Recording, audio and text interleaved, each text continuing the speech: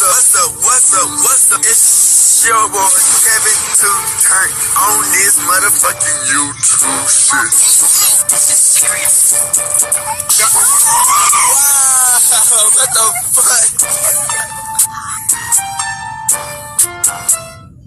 fuck? What's up? It's your boy Kevin to on YouTube shit. Hey man, say man, we are lit. Let that team man turn. Today, motherfucker day. Show him outside. Big crib and the gang show him outside shit, man. Free Palestine, free Congo, Russia, do your thing in Texas, stand the fuck up. Each day is a new day to be a better version of yourself. Never let somebody bring you down, off my back. Never let somebody tell you who you are, but also never put yourself in a position you don't belong. Let's stay humble, let's get on a revolution on the movement. Keep y'all way first. Come choose a black kid ribs like as a real Jew. Alright, boom. Today, it's motherfucking day. Show him outside. Big crib and the gang show him outside shit. Hey man, say man, turn up.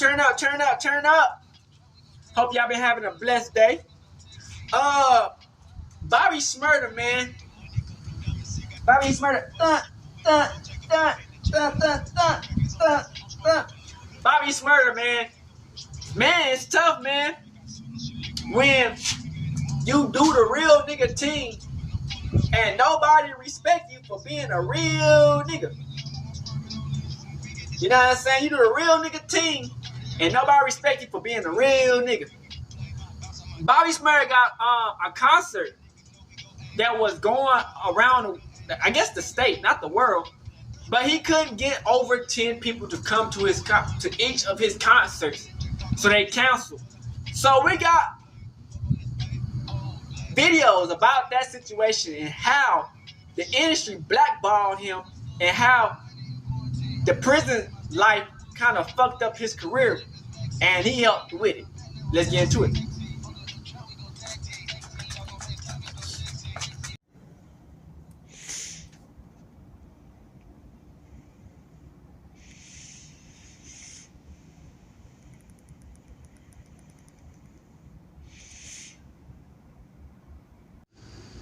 Shout out to Hello Yazin Extra. Let's get into it. Bobby Shmurda, man. It's sad how his career ended up like this, bro, because he was on the biggest wave of the century. He just let dumb shit get into his paint. What's poppin', y'all? The least surprising news of the week is a Bobby Shmurda tour completely flopping, that it had to get canceled before it even started. And Bobby Shmurda tried to do a little runaround before the tour company and the people involved in setting up the tour said, nah, we're not going to let you do that. So Bobby Shmurda says, hey, to all my fans, I apologize. I don't know who Bobby Shmurda's fans are. There are Hot Boy fans. There are Bobby B fans. Maybe there are Computers fans, but there are not Bobby Shmurda fans. He lost that a long time ago. Hey, to all my fans, I apologize for the tour being canceled. I take full responsibility. I have to go through lawsuits with these guys. Philip Stengel works at Halo Touring. I get guap that I knew better to do business with. Let this be a life lesson to all business owners and affiliate. Don't leave nothing in no one's hands. Don't matter how much you gotta work. Nobody's gonna treat your work like it's you, true. Except if you got a top, pause, done, expert. What? But that happens once in the blue moon because you have money does not make you a boss. Anyways, I apologize again to all of my fans. I might have to go through some lawsuits and lawyer fee money, aka the industry most wanted. Ain't nothing new. I've been fighting. Bobby Shmurda is clearly the industry's least wanted, as well as the fans' least wanted. Usually somebody's like, yo, I'm the industry's most wanted, but the streets is messing with me. And by the streets, I mean like their own fan base. The actual fans out there mess with the artist, but perhaps the company is not in favor of what they've got going on. Think of a Drake right now. Although there is this whole, I think I'll just save that for another video topic. I think Bobby Shmurda was lucky to even get an opportunity to tour. But then they go in. So the guy that he tagged, Bobby, said, oh, nah, this is not happening. Because usually when we get a situation like this, the person that's being called out, they just lay back, they let it pass, and then they keep it pushing. And the majority of the time, it is the artist's fault. So he posts this and says, let's be clear. The tour was canceled because average ticket sales across calling that nigga Bobby out is insane. Per city. That's not viable under any circumstances, no matter the artist or budget. That's a fact. I'm surprised they even sold 10. He was going smoke perp on this tour. Bobby Shmurda chose to publicly vent rather than acknowledge performance metrics. His frustration is understood, but the numbers don't lie. The problem wasn't promotion, it was demand. The industry isn't about emotion, it's about execution. If 10 people are buying tickets, there's no show. Period. This post was a distraction. He should have hit that internet up, and this is the thing too. Whenever you see an artist canceling a tour, it's 99.9% of the time it's ticket sales. They could not sell enough for it to make sense. Now, I do think Russ canceled a European tour last year or maybe 2 years ago. And in part, I'm not sure if that was ticket sales, but he did say it was like a health issue, a mental health issue. So I don't know.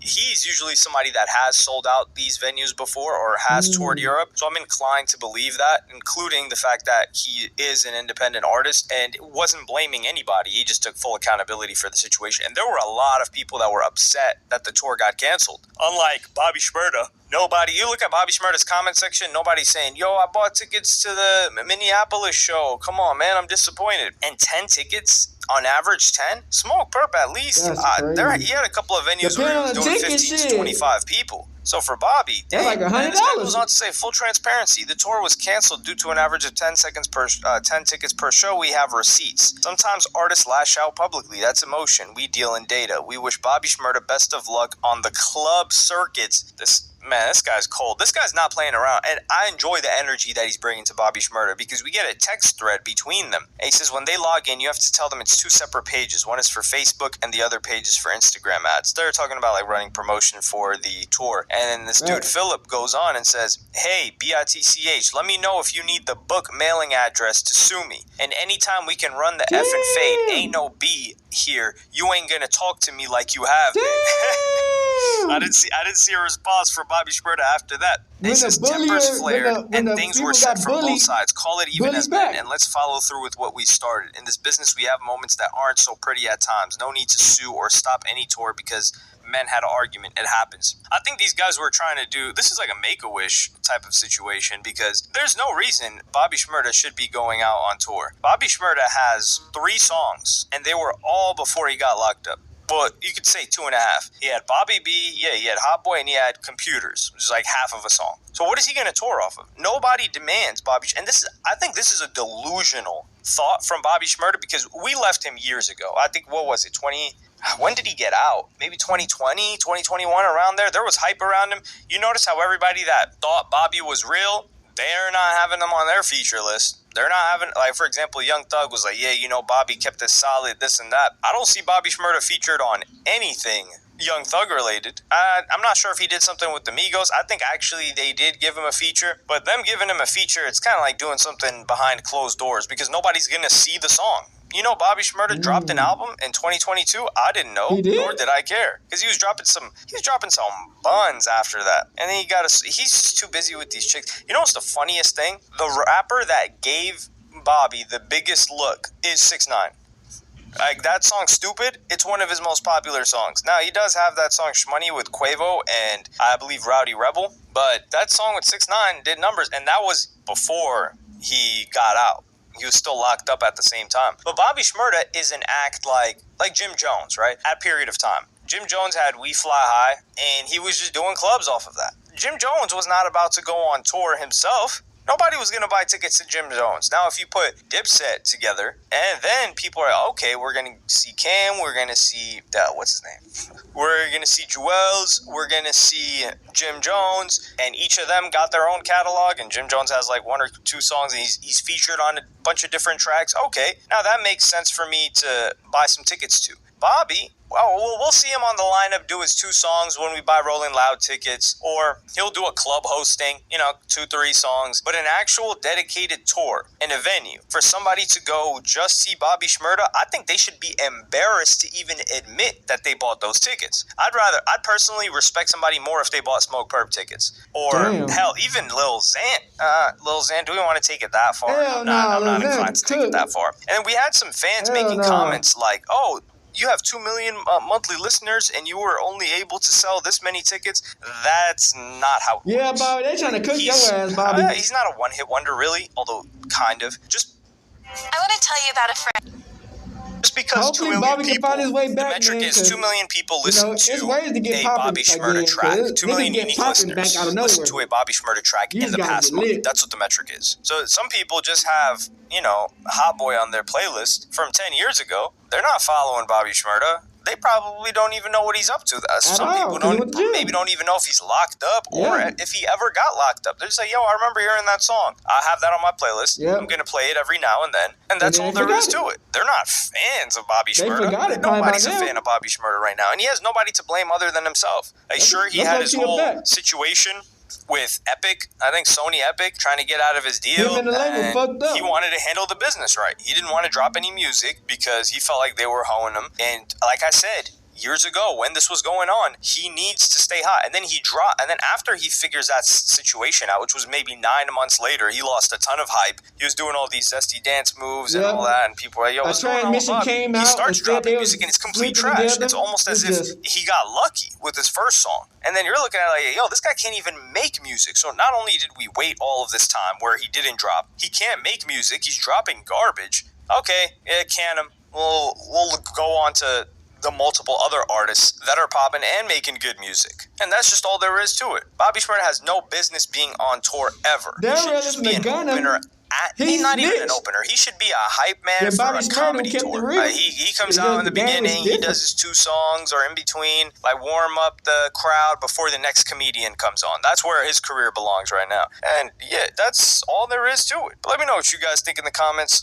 10 tickets per city. At least we're getting some real metrics. Hey, shout out Philip, man. He's talking that talk. This is what I like to see. I'm not saying he should have called Bobby to a fade, but I think the IG post off rip was brilliant. It's like, hey, you're not going to keep playing with us behind the scenes, making it seem like we screwed you over. You ain't got no fans. Nobody's buying your tickets. You sold 10 per city. There are hundreds of artists in America that can sell 10 tickets per city. Maybe even like over 1,000. You've got artists that we've never heard of that can sell at least 100. So Bobby Shmurda, failed career. It is what it is. I'm sure he's doing fine in life, but a touring act? No. Cut that out. But let me know what you guys think in the comments. Like, subscribe, and hit the notification bell if you enjoyed. And I'm going to see y'all on the next one. Follow me. Shout out to Ram Butter. We've been talking about how they exploited Bobby Shmurda and how he fell off. Allegedly. And when they can't control something, they try to box it out to the streets. It's all marketing. It's all programming. Yeah, but we got to tell the hood that. The hood don't know that. Right. They don't know that they're being marketed. Wait, when you're not on that machine no more, and your shit is regular now, they think it's like, oh, your shit not hot no more.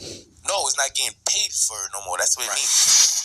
We know that. When I think about Bobby Shmurda, I think about a rapper who had unrealistic expectations put on him. When Bobby is brought up, people are quick to mention that he fell off, but I feel as though if you only leave with that opinion, you're sort of dehumanizing his situation. When you think about it, before his 7-year bid in prison, Bobby only had, less than a year as an artist in rap? 5 months. I had like 5 months. He had 5 months of success. They came and got us extra early. His time in prison raised his hype to an all-time high. And don't get me wrong, he dropped a bunch of misses since getting out, but I was always confused why people expected Bobby to come home and have a musical run like he was Tupac. Even though Bobby had success, he was still raw. You could tell he didn't fully polish his sound yet. He came out and switched it up, but you could tell people expected some crazy first day out or for him to hop on New York drill. I didn't stay for clout to be like, I don't need no clout. I know the trouble.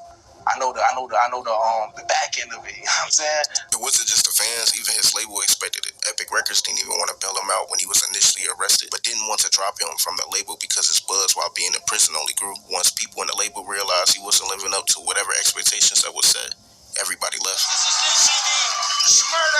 It was good while he was in jail.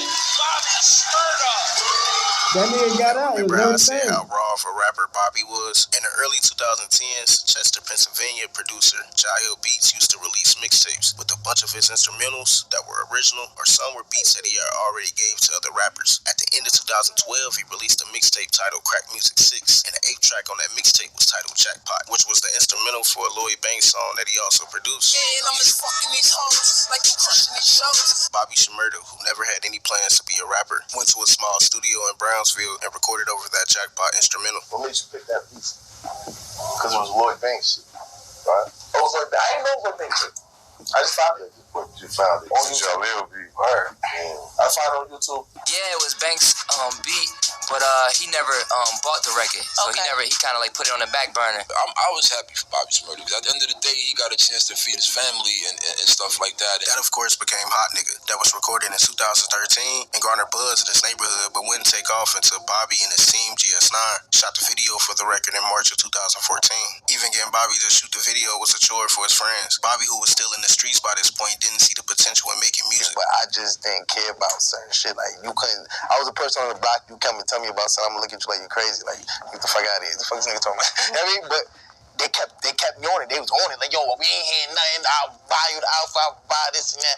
I'm like, y'all annoying, bro. Come on, let's go. You know what I'm saying? And shit just went crazy after, bro. Yeah. The same day he released the video for Hot Nigga, the video got 2,000 views in his first day. This is what sparked Bobby to start taking music seriously. Seeing other people in his neighborhood who did take rap serious and not get those numbers, he knew he had something. And he was right, because Hot Nigga is almost at 1 billion views today. Same day. That's wild. That's why I say, yo, I gotta get out the streets. By the time Hot Nigga became a viral moment, Bobby felt like with rap, he found a lane that he could make money legit outside the streets, but he was still paranoid about his life previous to rap catching up to him. Bobby Shmurda came, I was running from my life already. You know what I'm saying? So when that came, when it came, I grabbed it. I'm like, oh, I'm gonna get the fuck up out of here. You know what I'm saying? So it was just extra more like, oh God, but at the same time, I remember I was so paranoid everywhere I went because I see police following me everywhere. And now you somebody and they know you. This and that. No, they know. These motherfuckers is the same police that been locking me up since I was 12. And Chewy and some hot nigga. Before being called Bobby Shmurda, he was going by Chewy, coming up in Brooklyn, New York. Y'all ever have a friend growing up who was just bad as hell? That was Bobby. Getting kicked out of schools and run-ins with the police as early as 12 years old, he had quite the reputation in his neighborhood before rapping. Having a father who was sentenced to life in prison when Bobby was only 2 months old, he grew up in a single-parent home with him and his brother and adapted to his environment. Bobby stood out for the same reasons he stood out as an artist, or his high energy. That high energy led to him being outside and indulging in different things. My name Chewy. Always been like an active kid. Right. Kid from the street, like the whole hood know me, you know what I'm saying? So I had ADD. Or I was off the chain since I was a baby. Like, they always try to put me on medication. So I kind of had that name. But he's fun. If you know him, he's cool. If you don't know him, that nigga be shooting everybody. Don't say nothing to them. So his teen years were filled with juvenile stints, and he has been open about only being in middle school and high school just a few times. Bobby and his crew, GS9, were known in Brooklyn by the neighborhood, but also NYPD, being investigated since 2010, 4 years before the start of his career. 2013, after being in a juvenile facility, that's when he started to explore different options to get out of the streets. Right. I was in the investigation since 2010. So He was already. So you knew. Yeah, it was deep already. The name Bobby Shmurda came from him being so known for all the wrong things as Chewy. He wanted to choose the most civilian name possible to shed his past. Bobby sound like I don't want to sound like it sound like a white boy name. Yeah, Bob. Yeah, Bob. Bobby. Tell me Bobby. How did you Bobby? Yo, Chewy sound wild ghetto, Bobby. All this is why I'm not surprised that he got out of prison and didn't want to make street music. He been looking for a way out since the beginning. That's what I said. Oh, no, we gotta stop, bro. I said, yo, I want to be a rapper now, y'all. I'm gonna let them know where I came from. The first EP and the album, I'm gonna let them know where I came from. You know, second album was looking forward to showing them you can change. That you don't gotta be that no more. That you can be yourself. Cause a lot of people got a problem with being themselves. Like they don't feel comfortable in their own skin. As his buzz grew, labels were taking notice. Shot Money XL, who was the former president of GE Records, was the head of A&R at Epic Records. Yo, Bobby, when I met him, bro, they all came in the studio. Yeah. Just felt like home to me, bro. They remind you of Fifth. Remind me of the unit, the whole crew. Wanting to get Bobby before another label did, Shot Money set up a meeting with him, Bobby, and the CEO at the time, L.A. Reid. This meeting is how we got this infamous clip.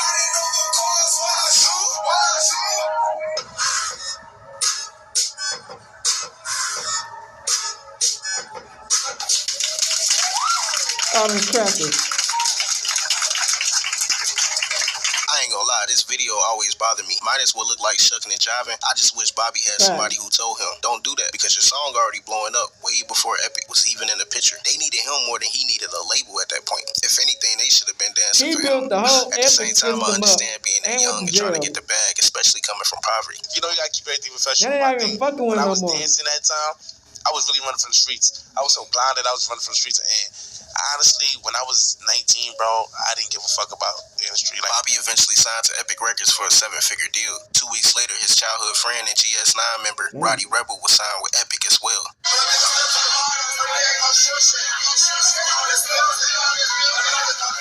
who had a song bubbling with computers that was originally on the GS9 mixtape that was released earlier that summer. Computers would really start to take off once the video came out. Bobby went viral again for his dancing and verse on the song. Hey, think that I'm some Bobby was now officially a millionaire at only 20. Just a year before, he was fresh from a juvenile stint, and now he turned the situation completely around. So he thought. We were seeing Bobby everywhere at this point, but behind the scenes, his past was still haunting him. Publicly, we would see a young dude enjoying his newfound success. Nobody wants to be alone when you hear from the word to the sun. Baby, you got it back. Hold on. In reality, though, he was still running from his past. It's your boy Bobby. Y'all niggas gotta chill with that gang shit on my shit, man. Y'all niggas making me lose money, man. A lot of people ain't gonna take me because it's fucking gang related, man. Y'all niggas know what time it is. I see y'all. Hold it down, cuz. Hold it down. GS9 were with him before he blew up, and he kept them around as he was going up, but NYPD was still following their moves. For example, when Bobby taped his performance for the Jimmy Kimmel show in Manhattan, he seen cops there that he knew from Brooklyn. He was being advised to have GS9 back off from him for a while because the heat they had with the law would kill his career before it even started. Come move to Cali with me. I moved to Cali. Say, come move to California. He's trying to get Bobby to move. Yo, get out of here, bro. Bobby didn't listen, feeling like his neighborhood inspired the music, and the music is what attracted the industry to him in the first place. Yo, If you got got a a neighborhood, contract you with got me? to paint. If you got a contract for Bobby Shmurda and you don't have my signature on that paper, sue the shit out of them. I don't give a fuck. Sue them niggas. I ain't getting no money for it. I ain't doing no more shows. Straight. Give a fuck about none of that shit. Recognizing that this new situation got him out the streets, he didn't fully commit to moving in that way. See, word of my mommy, the wrong thing. Let me tell you something about y'all niggas. Y'all niggas don't know me. See, word of my mother, what right now, like, nigga, I done this shit. $30. Nigga, owe me $30, nigga. Word of my nigga. Hot Nigga peaked at number 6 on the Billboard Hot 100. His stock kept rising, and honestly, he delivered. He probably dropped the top 5 snippet of all time when he teased his first single with Epic Records, Bobby Bitch. No sorries, bitch. No sorries, bitch. Shoot that nigga in and shorty, bitch. Shorty, bitch.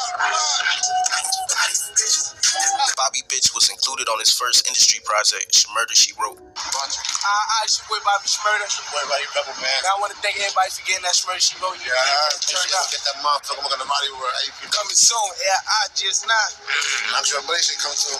Pow, pow. As his career kept going up, that's when NYPD decided to strike. On December 17th, 2014, Bobby and Rowdy Rebel and 13 other GS9 members were arrested and charged with gang racketeering. Bobby Shmurda and several of his associates were arrested yesterday, stemming from what the New York Police Department says was a long-term investigation that uncovered violence and narcotics trafficking. And they had Bobby Shmurda's phone wiretapped since 2013. There's even a point where Bobby Shmurda is talking to one of his other guys, and he's telling him, he's like, yo, man, I think I'm done selling fucking crack or whatever he was selling. Never seen nothing like that, bro.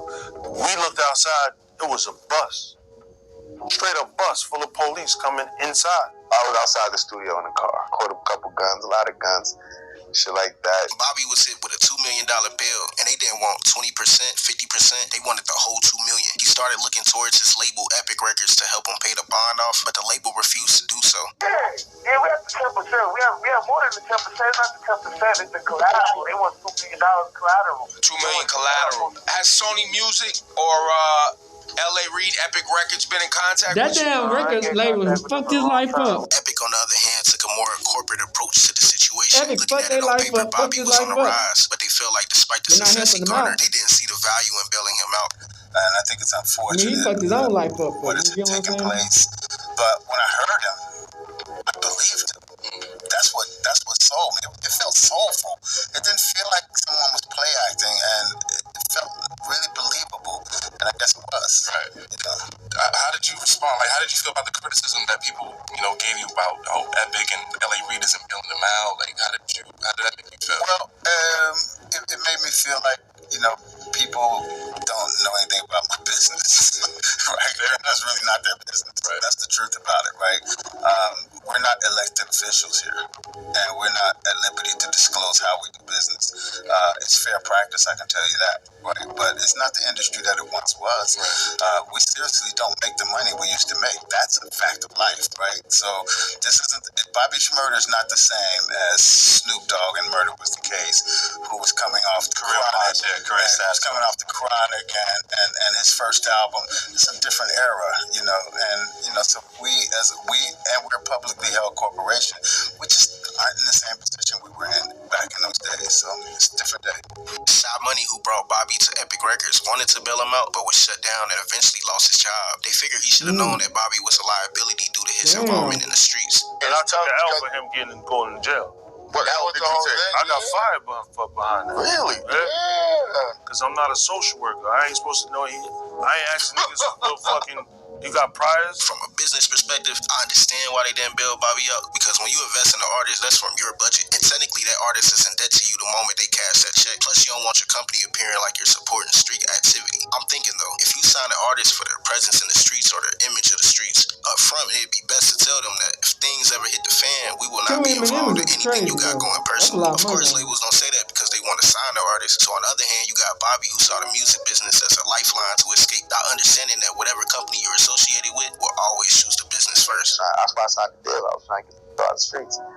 And them niggas still sent me to jail. And the deal ain't even work. Them niggas ain't come get me, niggas. By 2016, GS9 was starting to get sentenced, with some guys receiving 117 years, 98 years, and 53 years. Roddy Rebel was offered a plea of 12 years. Bobby was offered 5 years with a caveat that if he took more time, Roddy would receive less time. Bobby took more time, totaling up to 7 years, lowering Roddy's time to 7 years as well. Rapper Bobby Shmurda pleaded guilty to conspiracy charges Friday and will be heading behind bars for 7 years. They offered a little more time, so they gonna cut the time off his shit. And that was it. Ain't nothing else to talk about. I want all my friends' name to be Bobby Shmurda. Everybody. Every one of them. That's crazy. That's one of the realest young niggas ever. You name one person to do that. You name one person to do that. Them niggas couldn't sit. They couldn't sit for 5 months. You think they would have did a 7-ball? The Free Bobby Shmurda campaign was in full effect, with different artists showing their support. Meanwhile, in prison, Bobby was feeling defeated. He kind of had a love-hate feeling towards 2014, due to it being the year he found success, but also being the year everything crashed down. Fan mail and the support he received made him start looking at everything different, looking at it as a setup to keep the momentum going once he was released. The shit that I learned there. So I learned that everything happens for a reason. Every time you're in a situation, you gotta look for the pros out of it. Always the diamond in it. I was outside with everybody else, I don't know shit. Because I get to learn on yourself. Bobby low-key kind of smart, though. It just because after 6.5 years, Bobby was officially released from prison in February of 2021.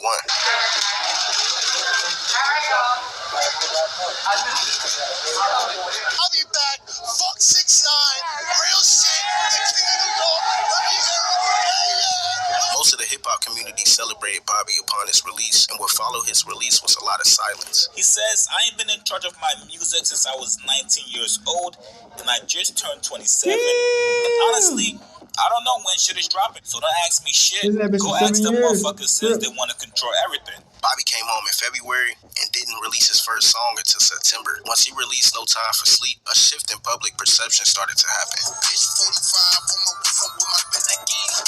I believe Bobby fans built this expectation of what the record should have sounded like, and his brand was stuck on what he built in 2014 because he'd been locked up since 2014. But personally, as a man, you can see he grew past that year and wanted to take a different direction. I didn't want to go. I want to go years without being locked up, without having trouble, without having to put my hands on the nigga, without having somebody dictating me all my life. Outside of that, he became entrenched in industry politics. Wanting to take a different direction is cool until it affects the bottom line. Being a signed artist is like any job. If we hire you to answer the phones, you answer the phones. If we sign you to be a gangster rapper, guess what? You be a gangster rapper. You know, the label gonna portray this, the gangster side of you. Right. You know what I'm saying? I need people to see me. Upon his release, he signed a management deal with Roc Nation. The issue was that he was still signed to Epic Records from way back in 2014. Epic went through many changes. Shy Money, who championed for Bobby, was fired, and L.A. Reid was no longer the head of the company. Epic knew Bobby was unhappy on the label, and that deal with Roc Nation was a red flag due to him being managed by the competition. Also, Rock Nation is known to poach artists. Think Megan Thee Stallion. Think Uzi when he was having label issues. I got smarter. When I got smarter and I started taking ownership and knowing my own shit, of course people would get mad and say, who the fuck you think you is? Caesar ain't supposed to talk. Yeah. Monkey ain't supposed to talk. Nigga, who the fuck you supposed to? Why you talking? You know what I'm saying? Why are you smart? Why are you this and that? Why are you asking for equity? Why are you asking for this and that? Why are you asking what's DSPs? Why are you asking why is my shit not on placement? After realizing he wasn't going to stay on the label, you can clearly see their goal after that was to tank his stock. So when he hit the free market as an independent artist, they're not taking a loss. I can't ruin them, man. I guess It's a dirty game, nigga. anytime you leave a divorce, right? You go against these crackers that try to ruin your fucking You gonna life. try to kick anything out, you know what I'm saying? Before you leave, they gonna try to kick anything on the way out, right? Yeah, No Time for Sleep wasn't a good song at all. You But with no really label make backing, money off it my made shit the I made. release seem even That's what more the crackers unimpressive, thinking. which starts a snowball effect. Each song after another does less numbers than the one before it. He wasn't in control of his social media accounts then and couldn't choose when he dropped. The label had to schedule it. Because when I came home, my label didn't help me with shit at all. And I did everything myself. Since I've been home, I've done everything myself, me and my team. My own main team. Own road managers, own PRs, own creative directors, own cameraman, own engineers, own all that shit. My own team. Own lawyer, I did outdoing, own booking agent, I was booking shit myself. Narratives start to get louder about him falling off. It's crazy. His dancing even started to get criticized, even though a dance is what made him go viral in the first place. In 2014, I was doing the same shit, but you know what's different? The narratives that's being pushed behind me. See, behind me when I was 2014, I had a whole machine pushing narratives. So when they push narratives, whatever they say, the people say. Right. Now that the machine is not with me and they mad at me and they push other narratives. You ever notice that Roddy Rebel was dropping more when he was first released from prison? But everything slowed up once Bobby came out. He was a casualty of war and whatever was going on between Epic and Bobby. People try to tear us apart. Right. Like, we'll never let the industry people tear apart. Industry people try to tear us apart already. Right. Even when I was leaving, just in jail, they was trying to say, yo, are we signed? Like, before, just to give me the re-sign, or like, I mean, the state signed to them, there was a whole bunch of crazy shit going on in jail. It's like, yo, we ain't taking you. We ain't told Roddy, like, we ain't taking Roddy unless Bobby stayed. By 2022, when Bobby became independent, the public and everyone who came around for the hot look started to disappear. And that's when some of his frustrations about the music industry started to show. By this point, it was too late though. Bobby has hinted at the label issues, but can't fully tell the story due to an NDA he signed before leaving Epic. It's a non-disclosure. Like, you cannot disclose the agreement. It's an agreement that says you can't talk about specific things. Because they don't tell us about them shits when we in the hood, you know what I'm saying? Y'all gotta talk for the, remember, y'all talk about the culture from the hood. They're not talking none of this shit, industry shit to us. Rock Nation moved on because his stock fell so low, it wouldn't even be worth investing into a cold artist. On Blackboard, you got this like in the whole labels, like motherfucking Rock Nation, you got that thing over there, wired, crazy shit. I was scared to talk when I was over there. I had to get up out of there, you know me. Shit, I'm like, because it's trapping.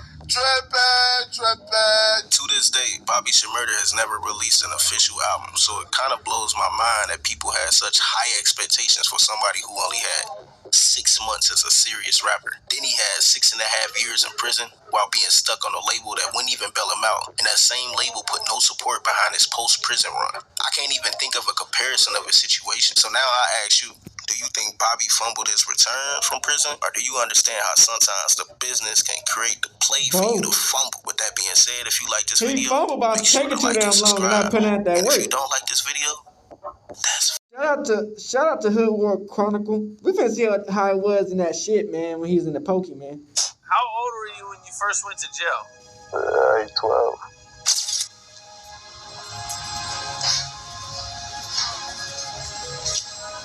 Bobby, what do you have to say to your fans? Bobby, anything? Of course, him supposedly being in a gang is gonna get a lot of problems. Supposedly, nigga trying to Bobby Shmurda up. Bobby Shmurda was riding high on a wave of success. His breakout hit Hot N went viral, lighting up the internet and leading to a massive record deal with Epic Records. This song was everywhere with over 900 million views on YouTube. And a 5-time platinum certification, meaning it sold more than 5 million copies. Bobby was making bank too, pulling in $20,000 per performance. Despite all this, he still managed to land himself in serious legal trouble. At the peak of his career, Bobby and his crew GS9 got busted arrested by the NYPD on December 17th, 2014. They were hit with a mountain of charges. One GS9 member ended up with an insane 117-year prison sentence, and Bobby himself was sentenced to 7 years. He found himself waiting for trial on Rikers Island, one of the roughest jails in New York. So, how did Bobby's bright future take such a dark turn? Let's dive in. Tonight we're looking at the humanitarian crisis happening within the walls of New York City's Rikers Island. The jail complex located on an island between the Bronx and Queens has a long and dark history of violence. Bobby's run-ins with the law started way before he hit it big in the rap game. His first minor scrape with the law was allegedly nothing serious, but his first documented arrest came on June 3rd, 2014. He was hanging out with friends at his girlfriend's apartment when things went sideways. According to multiple sources, 2 cops were outside the apartment ready to execute a search warrant for suspected drug activity. The door was already open, so they peeked inside and saw Bobby with a joint in one hand and a gun in the other. The officers then took everyone in the apartment into custody, charging Bobby with criminal possession of a weapon, a felony. Bobby insisted the gun was just a prop for a music video, but the cops weren't buying it. However, Bobby's version of events paints a different picture.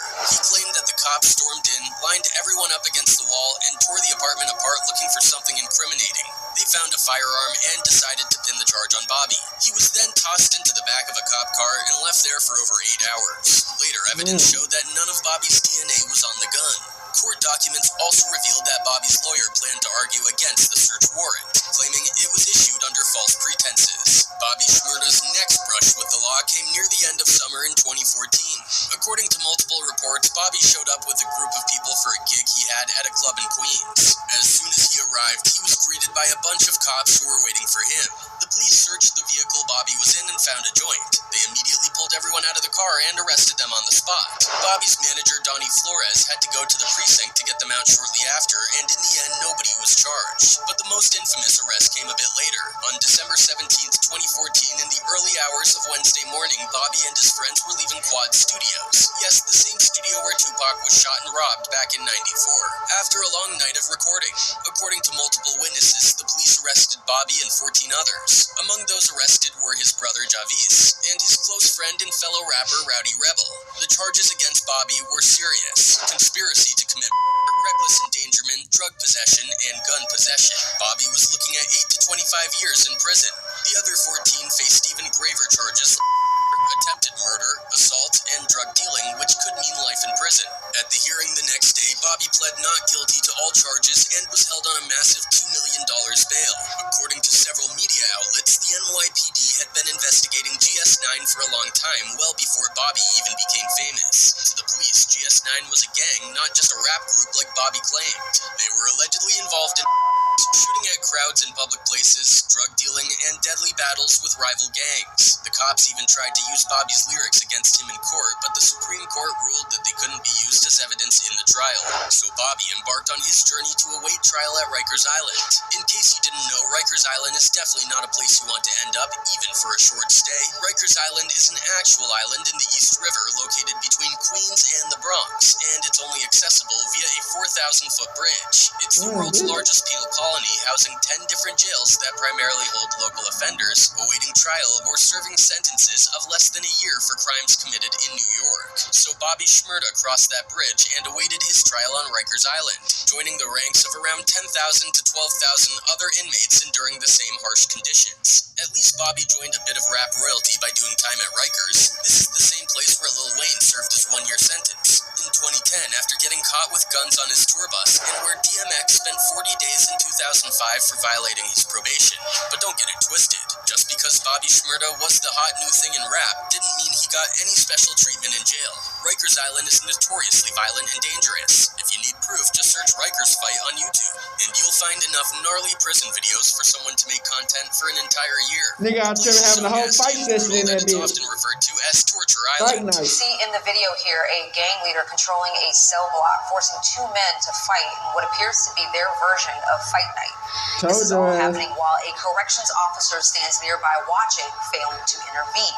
This nickname isn't just about the scary inmates lurking in the cells. It's also about the inhumane conditions that the residents have to endure. The cells at Rikers are freezing cold in the winter and unbearably hot in the summer, with numerous cases of inmates literally being cooked alive in the summer heat. Niggas ain't peanut butter nigga asses, Bobby Shmurda was talking about in a songs. If the oppressive heat is not getting to you, it's the threat of violence. Shanks and shivs are commonly made, carried, and used by more hardened inmates, leading to frequent stabbings and slashings. The level of violence on Rikers Island has led to numerous calls to shut the whole place down. Despite these calls and a decreasing inmate population, life on Rikers continues and inmates must always stay on their toes. Naturally, a big part of prison politics is the gang culture, and inmates at Rikers are often forced to pick a side as soon as they arrive. Rikers Island is notorious for being the birthplace of many New York gang sets, including the New York Bloods. These gangs originally formed as a way for African-American inmates to band together and defend themselves against other race-based gangs like the white or Hispanic gangs that were running things on Rikers back in the day. Even today, the need for protection is clear. For instance, in June of 2020, the terrifying Hispanic prison gang, the Trinitarios, had a staggering 26 members indicted for stabbings and slashings at Rikers Island. And in December 2020, a member of the Bloods reportedly knocked out a guard's teeth. These incidents highlight just how dangerous and violent life at Rikers can be. Given this context, it's important to remember that Bobby Shmurda himself is gang affiliated. His crew, GS9, rocks the blue rag and identifies as threats. So, when Bobby went off to jail, his family had every reason to be worried about his safety. In fact, not long after his arrival at Rikers, rumors began circulating among his fans that Bobby had been stabbed and in prison. Thankfully, those rumors were completely false. However, Bobby's time on Torture Island was far from easy. Upon arrival, Bobby and Rowdy Rebel were held in intake cells for 2 days, forced to sleep on the floor. At first, me and Rowdy, we had stuck it up. We was in intake before they take you up. They had us sleeping in there for like 2 days. This kind of inhumane treatment has been a grim reality for Rikers inmates since the 90s. But Rikers is so overcrowded, just finding a bed for an inmate can be a problem. Yeah, that's what we had 3. That should be wild. So, where did they sleep? On the floor. With the rats. Sitting on the benches. But once Bobby finally got a cell with an actual bed, his problems were only beginning. He spent nearly a year at Rikers just awaiting his trial. Jimmy Johnson's problems were only beginning. He spent nearly a year at Rikers just awaiting his trial, constantly going back and forth from court, having endless conferences with his lawyers, and making countless phone calls and visits in a desperate attempt to make progress with his legal case. He was held on an absurdly high $2 million bail, which he couldn't scrape together. Surprisingly, his label Epic Records didn't want to put up the money either. While Bobby was stuck on Rikers and unable to make bail, he at least had plenty of phone privileges. He made good use of this time, calling into shows like Ebro on Hot 97, giving the public updates on how he was holding up behind bars. But of course, things took a turn when Bobby started getting a bit too fired up, suggesting that the NYPD was trying to frame him, which led to his call getting cut off. Bobby! 4 or 5 cops that night that had just grabbed me up. They told me that, I don't want my kids listening to your music, this and that. You mad because your kids are fantasizing about black niggas? During that call, Bobby shared some key details about his situation, revealing that he had been held in protective custody. Yeah, they got me in PC, man. They got me in protective custody. He suggested this might have happened because initially it seemed like he and Rowdy Rebel were in general population until they got into a serious altercation. So have you and Rowdy been together this whole time? Yeah, but they just took him to the box, man. Me and him had a little altercation with somebody, how that go.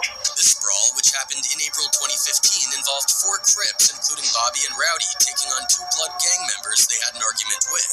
The fight escalated quickly, with punches flying on both sides until the guards broke it up using pepper spray. As a result, Rowdy got sent to solitary confinement, and Bobby eventually followed. Bobby called back into Ebro later that year, revealing he had also been sent to the box for fighting alongside Rowdy. I heard a whole bunch of rumors that stuff happened to me. Ain't nobody laid a finger on me yet. We went to the box over a little altercation. They put Rowdy in like this misbehavior. Now, solitary confinement on Rikers is no joke. The brutal conditions in this punishment wing were well documented in this harrowing ABC News documentary. Solitary confinement. Across Rikers, while we're there, 165 people locked up to 23 hours a day were inmates who attack officers or each other, fighting, slashing with hidden weapons. There's concrete walls, a toilet, a sink, no TV.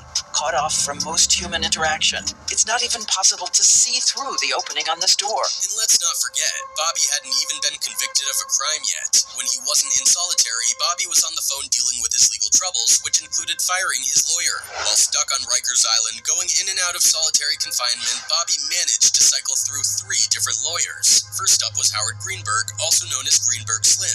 Greenberg's initial strategy was to dismiss the the entire 69-count indictment against Bobby and GS9 as a worthless piece of paper.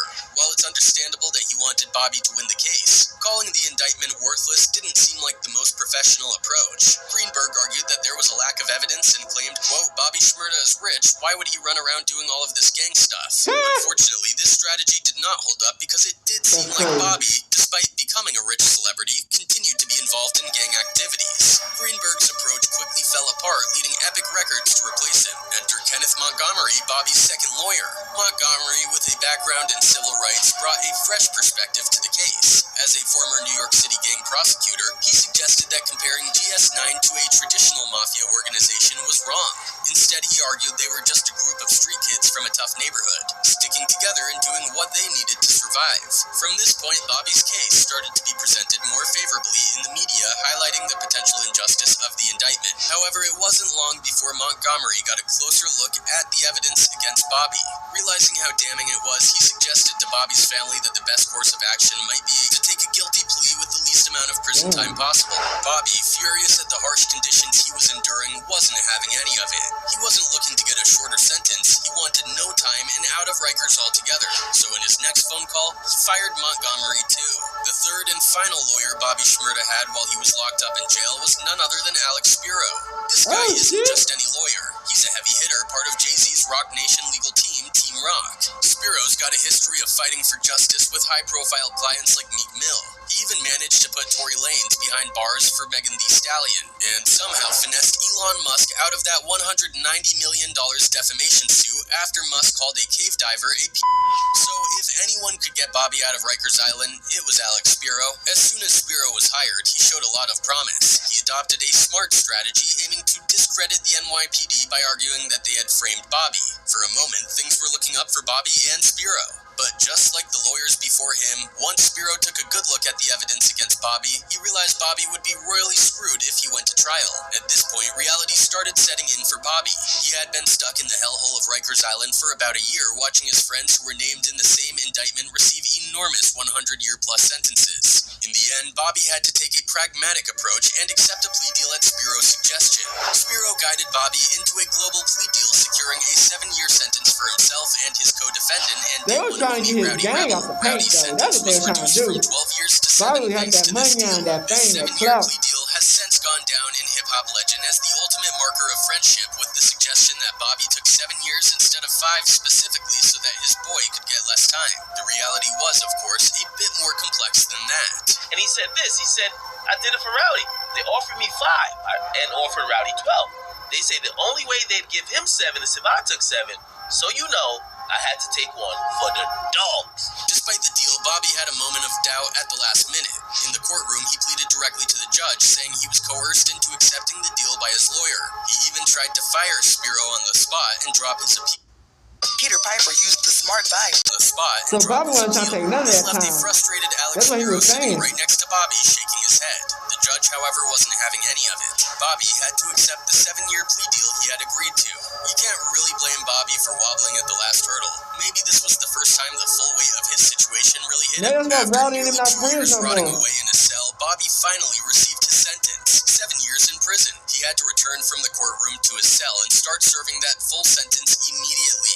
It was a long, painful road to freedom for Bobby Shmurda. He had to navigate the treacherous life of prison where any slip-up could turn 7 years into 10, 20, or even a life sentence. On Bobby Shmurda's first day of officially serving his 7-year sentence, he had already been behind bars for a staggering 672 days. That sounds like a lot, but even with that time already served, his lawyer calculated he was looking at another 1,460 days at least. While he was awaiting his sentence, Bobby got a bit of a break from the horrors of Rikers Island, getting moved to the Westchester County Correctional Facility.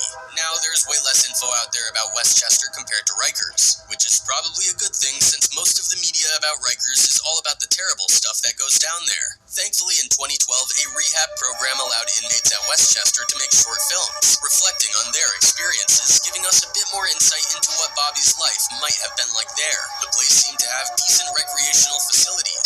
Inmates could shoot some hoops on the basketball court. The cells were simple and probably exactly what you'd expect from a jail, and inmates could pass the time playing cards or Monopoly.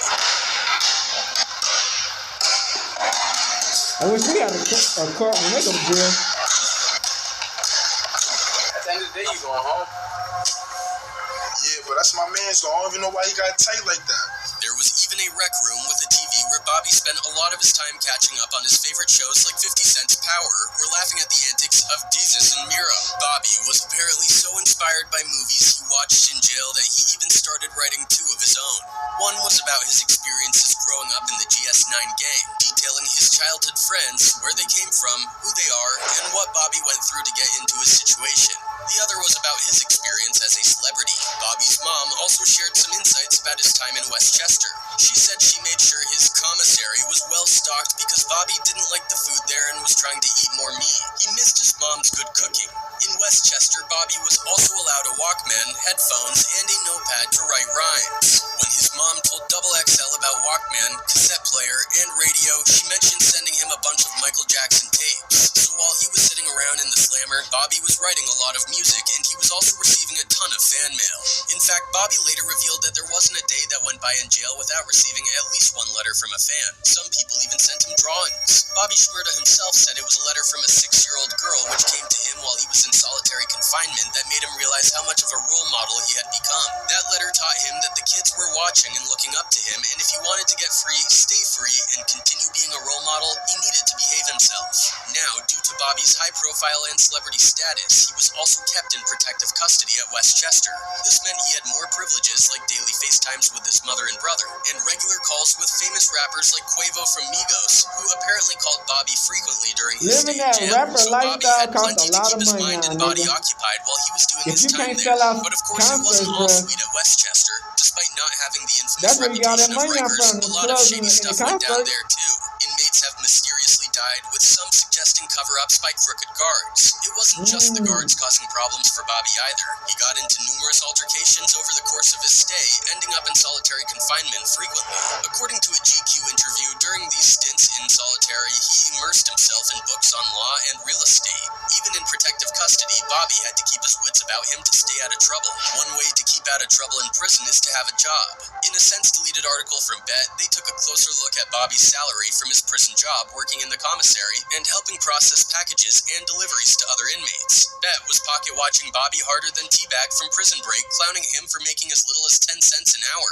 Bobby later clapped back in a phone interview with DJ Vlad, saying guys don't work in prison for the money, they're saving up those cents for more phone time or good showers. People got some fucking stereotypes. Motherfucker don't work in prison for no money. You work in prison to get it on the phone or get extra or get showers, proper showers. Bobby was clearly putting those cents to good use, using his phone time not just to call his family, but also to phone in freestyles for the likes of Meek Mill and Trav. Yeah, I want to hear something. Let me hear something. I said, ain't that go nowhere, so the morning shit go nowhere. That's why I keep the coke on the stove and the dope by the phone, but the dope for the phone right here. He was on the phone so much that he ended up getting fired from his job just to get more phone time. Damn. But losing his prison job was really the least of Bobby's worries. His past caught up with him in prison just like it had on the streets. At the very start of his stay in Rikers, his girlfriend was caught trying to smuggle a knife in. Years later, after Bobby had been sentenced in the main case, an investigation revealed exactly what had gone down with the smuggled knife. Bobby's girlfriend had brought an actual knife into the prison, wrapped up tight in a white latex balloon and electrical tape hidden in her bra. She tried to give it to Bobby during a visit, but was spotted by a guard pulling it out of her bra.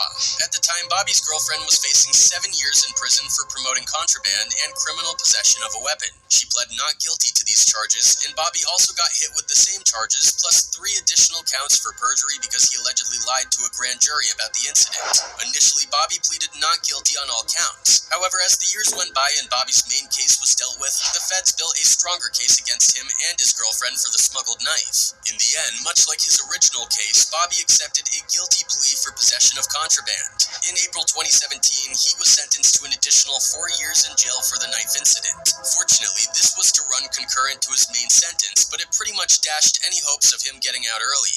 After this incident, 7 years really meant 7 years, and Bobby had to ride that sentence to the bitter end. Fast forward to later, Bobby got moved to Clinton Correctional Facility in upstate New York to finish his sentence in protective custody.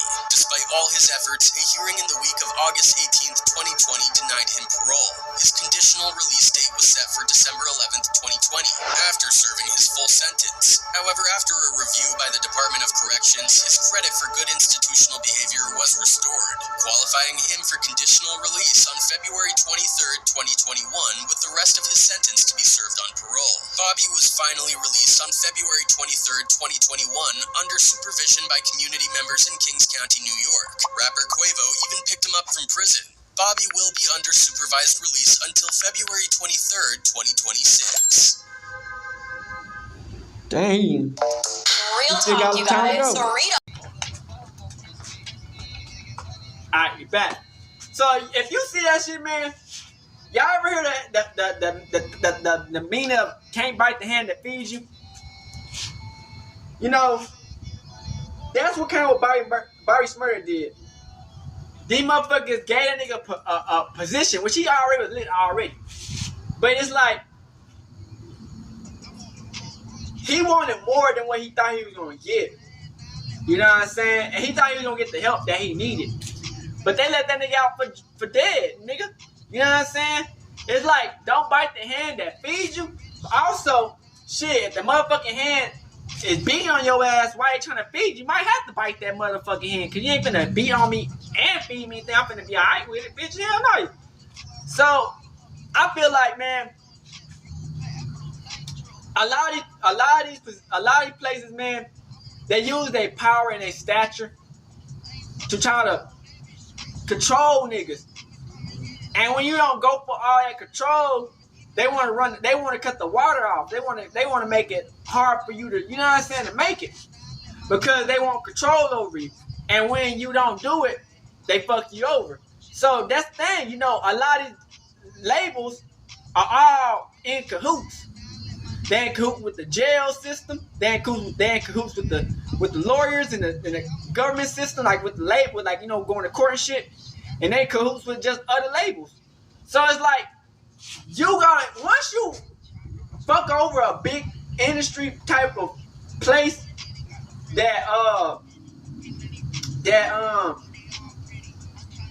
a big industry place that puts you on, kind of, they can tell other people, like, hey, don't fuck with that nigga. Hey, blackball that nigga. Hey, don't make it easy. Make it hard for that nigga. Hey, this nigga want to sell out the stadium. Fuck that shit. End his shit. You know what I'm saying? So it's just like, certain motherfuckers in the industry can really kind of fuck over your life. I don't blame this on Bobby Shmurda as far as his ticket sale, but on the part of him fucking up his career to get to this point, yeah. But this is just like, we all know the play. They trying to ruin niggas, and if you don't get on with they get along, they gonna fuck your ass over. And that's just what it is. Hood, Northside, Big Crip, gang.